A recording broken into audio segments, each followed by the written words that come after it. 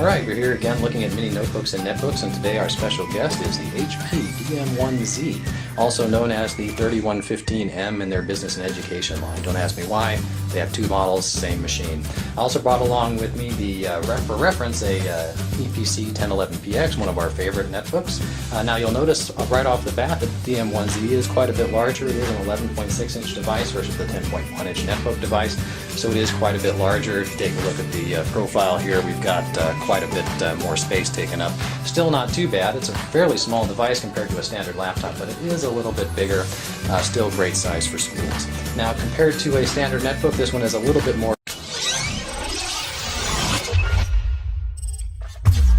upscale. It has 2 gig of RAM rather than the standard one, and often you can get it upgraded to 4 or even higher. Also comes with a 320 gig hard drive. One of the differences, the key differences in this model is that it uses an AMD Fusion processor instead of an Intel Atom processor. Now the AMD Fusion processors are obviously made by AMD and they are dual core, but the difference with those is that their built-in graphics is high-powered 3D graphics from the Radeon line. In this particular case, a Radeon 6300 series. So we have a very high-powered graphics chip married to a very low-powered processor, which gets us great battery life and great graphic performance, which is great. Now the N570 and the 1011PX, which we're using for reference, is running at 1.6 gigahertz, and it is also a dual core. We're using an AMD Fusion E300 in this one at 1.3 gigahertz dual core. You can get this model with an E450 as well, which is 1.6 gigahertz dual core, but this particular one is E300, which you'll see it doesn't make a huge difference overall. Let's take a look at the ports before we get inside it. We have an SD slot, obviously, which is fairly standard on these devices. Separate headphone and microphone jacks, which is important. I really don't like the combined ports. This has 2 USB 2.0 ports on this side, as well as a VGA port. We also have a standard Ethernet jack. On the left side here, we have power in, Kensington key lock. We also have an HDMI port, which is common on these AMD devices, great for hooking up directly to a TV or flat screen, and another USB port, which is great. You'll also notice the Beats Audio logo on the front of this. This does have Beats Audio, and I have to say it is one of the best sounding devices in this size class that I have seen. You won't really get a feel for that on the camera here, but trust me, it is really great sound. Let's take a look at the inside. We'll go ahead and open this bad boy up. And as you can see, once again, the screen is quite a bit larger than it is on the EPC. It is a 1366 by 768 screen, so you do have full height versus your typical 1024 by 600 netbook screen over here. If we take a look, you'll notice I have 3 icons across versus 2 icons across. That gives you an idea of the width difference. Also, because it is more full size, I do have a full size keyboard, so a lot more comfortable to type on if you're a touch typist.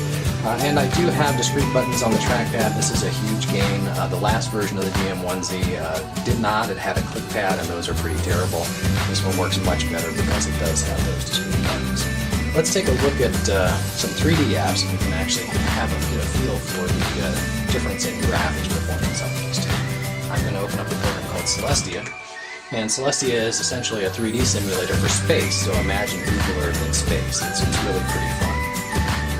We're going to fly to the sun, and then we're going to fly to the Earth. Now, one of the differences here is on this particular model, the DM1Z, because I have a high-end 3D graphics card, I've turned all of the options on and turned the detail all the way up.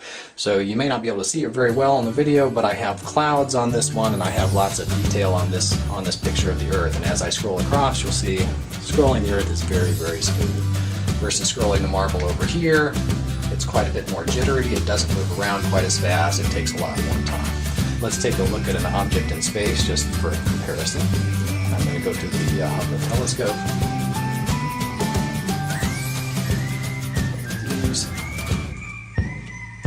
Okay, so we're flying, as you saw it flying very, very smoothly on this one. It's a little bit jittery over here. We're still kind of flying to the telescope. We're kind of waiting for it to appear. And there it is. Okay, so let's take a look at the telescope. I can scroll around it again super, super fast here. Very smooth, very comfortable graphics. Very easy and enjoyable to use. Versus over here on the netbook, as I scroll around, I'm bragging, really I am. I'm not scrolling around real fast. So that's the big difference between a high-powered 3D graphics card. You can see it just jumps around. Not really great.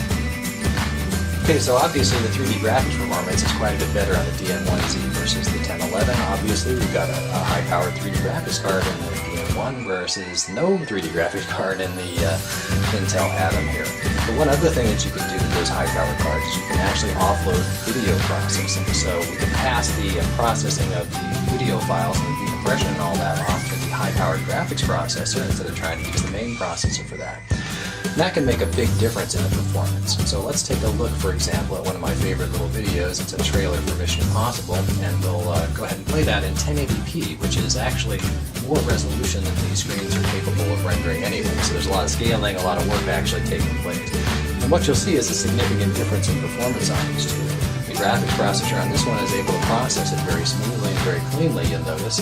And if you look over here at the 1011, which doesn't have a high-powered graphics processor, you'll see there are a lot of spots in here where it starts to look like a slideshow. Again, it's stalling over here, stalling again, versus very smooth graphics on the right. So that graphics processor can make a big difference. Obviously, I really like the DM1Z. It is priced a little bit higher than a typical netbook at about $399, although I've seen it as low as $375. And for that, you get the full size, the bigger keyboard, the better screen, and the high-powered graphics processor. So that may be worth it to you. It's good for students, good for business. It is a netbook class machine as far as battery life goes. I didn't mention that earlier. It will go 6-7 hours on the charge, so you get plenty of good battery life on it as well. So it is really a great little machine for students in business, so I definitely recommend that you have a look at it.